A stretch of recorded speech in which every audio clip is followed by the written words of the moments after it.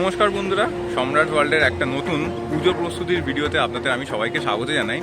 North Kolkata, south Kolkata এবং খিদিরপুরের অঞ্চলের আর বেহালা অঞ্চলের অনেক কটাই কিন্তু খুঁটি পুজোর সাথে প্যান্ডেল প্রস্তুতি আমার চ্যানেলে আপনারা দেখেছেন।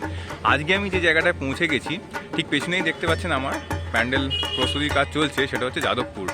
আমরা তো অনেক সময় শুনেছি যে বাংলার লোকশিল্পী বা বাংলার কালচারকে নিয়ে অনেক প্যান্ডেলই কিন্তু ভিডিও করে থাকে, কিন্তু হঠাৎ করে আমি যাদবপুর অ্যাথলেটিক ক্লাবে কেন এলাম, কারণটা কিন্তু ভিডিওটা শেষ অবধি দেখতে হবে।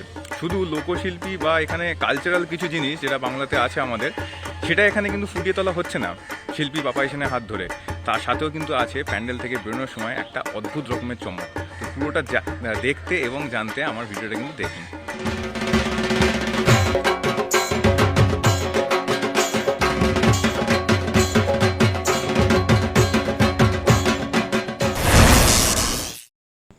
তো বন্ধুরা, প্রথমেই বলে দিই যে যাদবপুর অ্যাথলেটিক ক্লাবে তোমরা আসবে কি করে।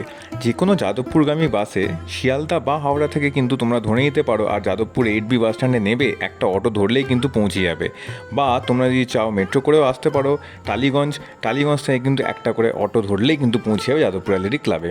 তো কিভাবে আসবেন যাদবপুর অ্যাথলেটিক ক্লাবে সেটা আমি বললাম, আর ঠিক এই মুহূর্তে কিন্তু প্যান্ডেলের একদম যে মূল এন্ট্রেন্স, সেটা সামনে কিন্তু আমি দাঁড়িয়ে আছি বন্ধুরা। বেশ সুন্দর বাঁশ দিয়ে এখানে কাজ করা হয়েছে, আর ভিতরে দরমার কাজ আছে। আমি ঢুকে যাই ভিতরে, একটা ত্রিভুজাকৃতির এই পুরো প্যাসেজটা করা হয়েছে। সাথে এখানে দেখুন সুন্দরভাবে কিন্তু অনেকটাই কাজ এগিয়ে গেছে আমি দেখতে পাচ্ছি। আর যে দরমার কাজগুলো আপনারা দেখতে পাচ্ছেন এই যে সামনে আমার, এর ভিতরে কিন্তু লাইট কিন্তু অলরেডি ফিটিংস হয়ে গেছে, যেটা একটা আলাদা এফেক্ট এনে দেবে বলতে পারি রাত্রে যখন আমরা এই প্যান্ডেলটা দেখবো দুর্গাপুজোর সময়। আমি শুনলাম এনাদের কাছ থেকে, ক্লাবের যে যারা সদস্য আছেন তারা বললেন আমাকে যে এটা কিন্তু মহালয়ার দিনে কিন্তু উদ্বোধন হয়ে যাবে। তো আপনারা কিন্তু আগে সাজে এসে কিন্তু অবশ্যই দেখে নেবেন যাদবপুর অ্যাথলেটিকের এইবারে তাদের যে উপস্থাপনা। আচ্ছা, তো ওই পথ দিয়ে আমরা ঢুকলাম প্যান্ডেলের মধ্যে। এবার আস্তে আস্তে আমি এগিয়ে যাচ্ছি যেখানটায় ঠাকুর থাকবে। এখানে কিন্তু দুটো ঠাকুর থাকবে, একটা হচ্ছে থিমের ঠাকুর আর একটা হচ্ছে সাবেকি ঠাকুর। এবার যে থিমের ঠাকুর সেটা কিন্তু 360 ডিগ্রি হবে, মানে আপনারা চারিদিক থেকে মানে এরকম করে গোল করে ঘুরলে আপনারা কিন্তু সব দিক থেকে ঠাকুরটা দেখতে পাবেন। বেশ সুন্দর লাগছে কিন্তু পুরো ইন্টেরিয়ারটা দেখতে পাচ্ছেন। দারুণ একটা কিন্তু প্যান্ডেল আমি প্রস্তুতির মধ্যে কভার করলাম। এবারে চলুন আমরা দেখিয়ে নিয়ে আসি যেখানে ঠাকুরটা রাখা হবে। এই যে এই মাঠের মধ্যেই মূলত পুজোটা হয়ে থাকে, আর চারিদিকে সব ইনস্টলেশন এখানে রাখা আছে। আর এইখানে যেটা দেখতে পাচ্ছি, এই কাঠের গুঁড়িগুলো আপনারা দেখতে পাচ্ছেন, যেটা দিয়ে মধ্যিখানে স্ট্রাকচারটা বানানো হয়েছে। আর শুধু এখানে কাঠের গুঁড়ি বললে ভুল হবে, এখানে দেখুন এগুলোর উপর কিন্তু ডিজাইনও করা আছে বেশ।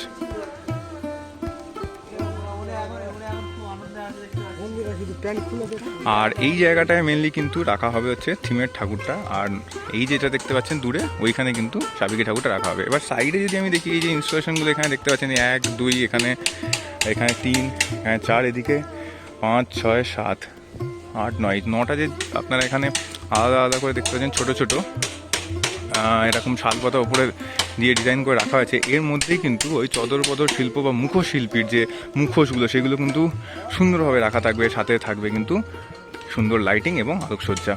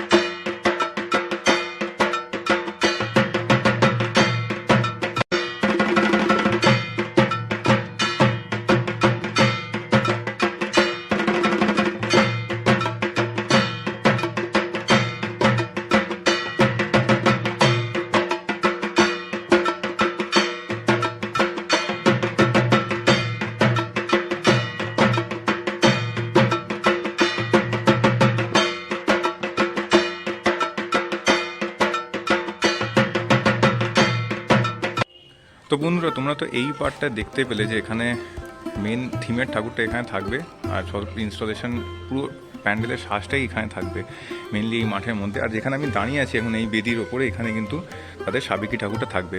চলো তোমাদের এবার একটুখানি ঘুরিয়ে নিয়ে আসি তো ওদের যে ওয়ার্কশপটা, মানে যেখানে আসল ইনস্টলেশনগুলো যেখানে রাখা আছে সেটা আমি দেখিয়ে নিয়ে আসি। তো বলতে বলতে আমি কিন্তু একদম পৌঁছে গেছি তাদের ওয়ার্কশপে, যেখানে আমি দেখতে পাচ্ছি যে 500 বছর আগে যে লোকশিল্পী বাংলা বর্ডার এবং বিহার বর্ডারে আমরা দেখতে পেয়েছিলাম সেটাই কিন্তু এখানে পার্ট বাই পার্ট রাখা আছে। আর এগুলো কিন্তু বেশ কালারফুল কিন্তু। আর এবার আমি চলে যাব আসল চমকে, সেটা হচ্ছে এই পার্টটা। এইটা হচ্ছে যেমন দেখানো হয়েছে, আপনারা দেখতে পাচ্ছেন 500 বছর আগে শিল্পকলা ঠিক এরকম ছিল।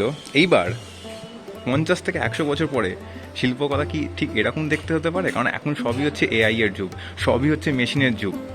আর দেখুন এখানে কিন্তু মানব যন্ত্র দিয়ে বোঝানো হয়েছে যে 100 বছর পরে শিল্পটা হয়তো এরকম থাকবে না, হয়তো একদম অ্যাডভান্স টেকনোলজি হয়ে যাবে, যেখানে মানুষ হয়তো বসে থাকবে আর রোবট কিন্তু কাজ করবে। এই কনসেপ্টের জন্যই কিন্তু এই প্যান্ডেলে আপনাদের একবার হলেও কিন্তু দুর্গাপুজোর সময় আসতে হবে। মহালয়ার দিন আমি শুনেছি এটার উদ্বোধন হয়ে যাবে, তাই তড়িঘড়ি একদম ডেট ফিক্স রাখুন, যাদবপুর অ্যাথলেটিক ক্লাব 2024-এ আসতেই হবে। এই আপনারা দেখবেন যাদবপুর অ্যাথলেটিক ক্লাব কীভাবে সেজে উঠছে 2024-এ। আশা করি আপনাদের ভিডিওটা ভালো লেগেছে, আর ভালো লাগলে অবশ্যই লাইক, কমেন্ট এবং শেয়ার করে দেবেন, যাতে আপনাদের প্রিয়জন এত সুন্দর একটি প্যান্ডেল দেখতে পারে। নেক্সট প্যান্ডেলে আবার দেখা হচ্ছে, ততক্ষণের জন্য ইতি, ধন্যবাদ।